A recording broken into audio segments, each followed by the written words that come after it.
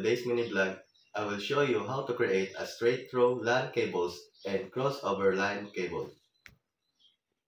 So here's what you need for this process. So first is the Cat5A or Cat6 LAN cables.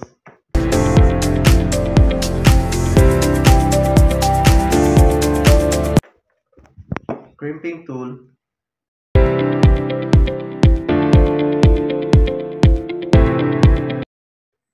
Wire cutter or striper.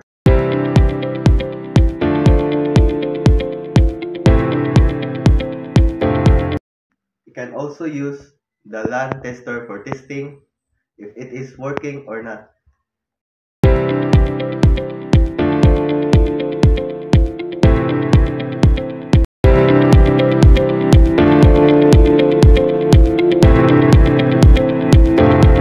First step, you're gonna strip off the outer jacket of the Ethernet cable using a wire cutter or a striper.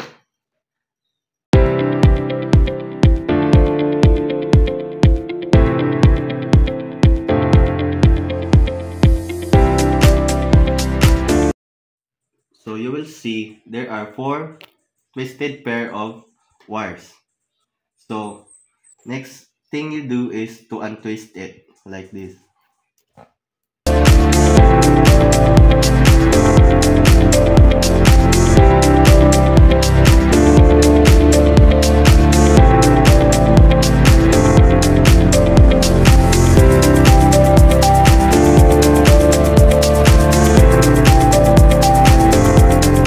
In both sides of your Ethernet cable.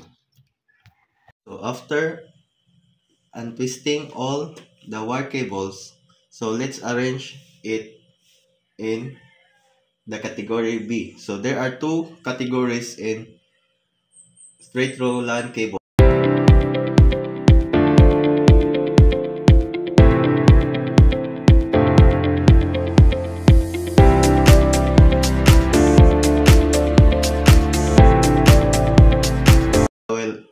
Use the category B, which is the first wire is the white orange, second wire is orange, then white green, blue, white blue, green, brown, and white brown and brown.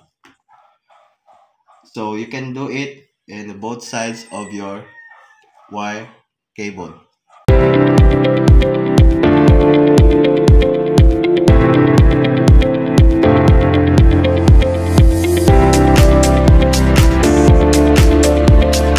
After that, get your RJ45 and put inside your Ethernet cable slowly and gently, like this. Here's the result. So you can see white orange, orange, white green, blue, white blue, green, white brown, and brown. And after you secure it, use your crimping tool to lock and cut the existing wires of your Ethernet cable.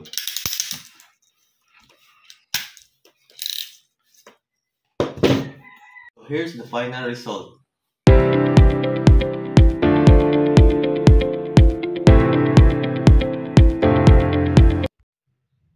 So to secure if it is working or not, use your LAN tester to make it sure that it is working and ready to use.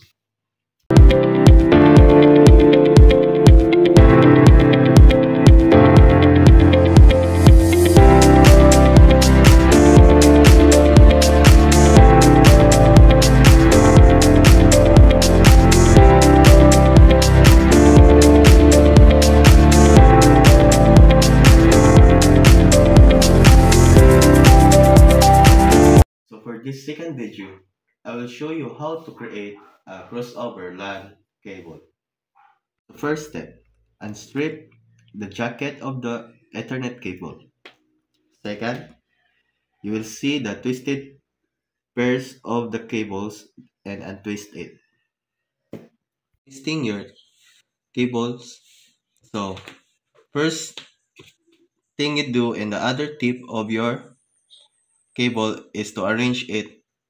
So first is the white orange, orange, white green, blue, white blue, green, white brown, and brown. Then put your RG45 inside. So after putting your Ethernet cable inside your RG45, get your crimping tool and secure your Ethernet cable and lock it using your crimping tool. So the next step is in the other tip of your LAN cable. So let's arrange your Ethernet cable. So first is the white green, green, white orange, blue, white blue, orange, white brown, and brown. And after you arrange it, put inside the RG45.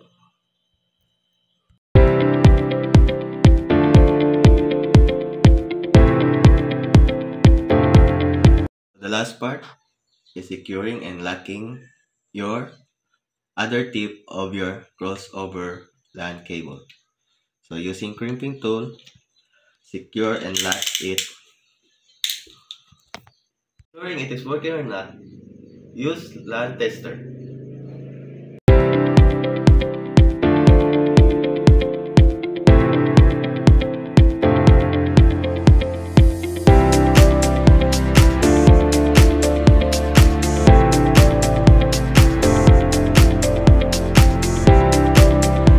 So that's all for today. Thanks for watching and goodbye.